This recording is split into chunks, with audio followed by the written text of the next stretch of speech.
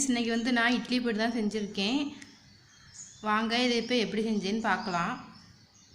கடாய் நல்லா சூடானதும் நான் வந்து 100 கிராம் உளுத்தம்பருப்பு எடுத்து வச்சுருந்தேன். அதை வந்து சேர்த்துக்கலாம். சேர்த்து நல்லா வறுத்துக்கலாம்.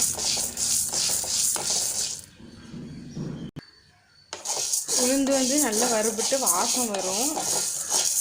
அப்போ வந்து நம்ம எடுத்துக்கணும்.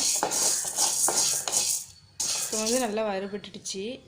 இப்போ பாருங்கள், நல்லா கலர் சேஞ்ச் ஆகி வந்துருக்குது. உளுந்தோட வாசமும் நல்லா வருது.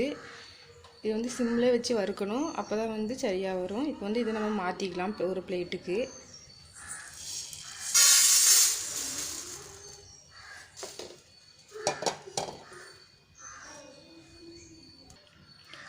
நூறு கிராம் உளுத்தம்பருப்புக்கு வந்து 50 கிராம் கடலைப்பருப்பு எடுத்துக்கலாம். இப்போ இதையும் அதே மாதிரியே சிம்மில் வச்சு நல்லா வறுத்து எடுத்துக்கலாம். பார்த்திங்கன்னா கடலைப்பருப்பும் வந்து நல்லா வறுபட்டுச்சு. கலரும் மாறிட்டு இதோட வாசமும் வந்து நல்லா வரும். நல்லா வருது.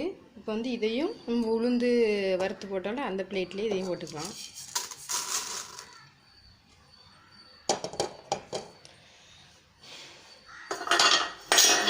இது கூட வந்து நான் ஒரு கொத்து கருவேப்பிலை எடுத்து வச்சுருந்தேன். அதையும் வறுத்துக்கலாம்.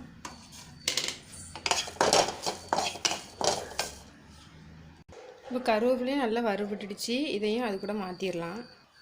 இப்போ வந்து ஒரு ஸ்பூன் கொஞ்சமாகவே ஆயில் சேர்த்துக்கலாம். இது கூட வந்து ஒரு 5 வரமிளகாய் எடுத்து வச்சுருக்கேன். அதையும் சேர்த்துக்கலாம். ஒரு 5 பல் பூண்டு எடுத்து வச்சுருக்கேன். அதையும் இது கூட சேர்த்து நல்லா வறுத்துக்கலாம்.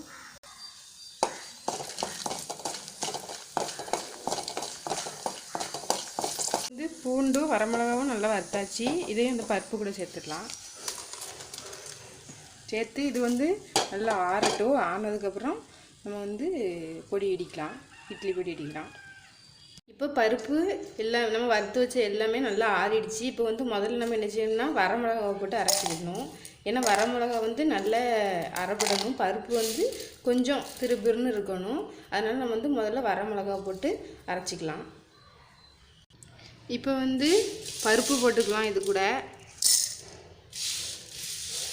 பருப்பு பூண்டு நம்ம வறுத்து வச்ச கருவேப்பிலை எல்லாத்தையும் சேர்த்துக்கலாம். இது கூடவே வந்து பெருங்காயத்தூள், அப்புறமா உப்பு, இதுக்கு தேவையான அளவு இதெல்லாம் போட்டு அரைச்சி எடுத்துக்கலாம். இப்போ பார்த்திங்கன்னா நல்லா அரைச்சாச்சு. இவங்க ரொம்ப நைஸாக அரைக்காமல் கொஞ்சம் குறப்பாக இதேமாரி அரைச்சிக்கோங்க. இப்போ வந்து இட்லி பொடி ரெடி ஆயிடுச்சு. அரைக்கும் போதே வாசம் சூப்பராக இருந்துச்சு. ரொம்ப டேஸ்ட்டாகவும் இருக்கும். இட்லி பொடி ரெடி ஆயிடுச்சு. ரொம்ப சிம்பிளாக இட்லி பொடி எப்படி செய்கிறதுன்னு நம்ம பார்த்தோம். இதே மாதிரி நீங்களும் உங்கள் வீட்டில் செஞ்சு பாருங்கள். நம்ம சேனல் பிடிச்சிருந்தா சப்ஸ்கிரைப் பண்ணுங்கள். பக்கத்தில் இருக்க பெல் ஐக்கானை கிளிக் பண்ணுங்கள்.